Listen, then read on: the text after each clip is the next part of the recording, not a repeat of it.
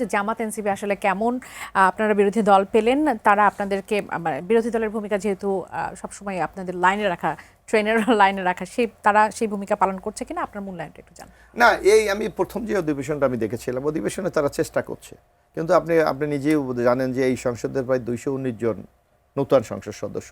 সংসদ কিন্তু একটা আইন প্রণয়নের জায়গা, কিছু ওখানে সংসদের কিছু রীতিনীতি, কিছু কালচার আছে।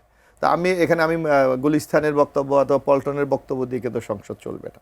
ওখানে আমাদেরকে আইন কি আছে, আমার ধারা কি আছে, আমার সংবিধান কি বলে, আমার কার্যপ্রণালী কি আছে, এগুলির আলোকে আমার মনে হয় অনেক নতুন সংসদ সদস্য, বিশেষ করে আমাদের মাননীয় প্রধানমন্ত্রী, উনিও ফার্স্ট টাইম, আমাদের বিরোধী দলীয় নেতা উনিও ফার্স্ট টাইম।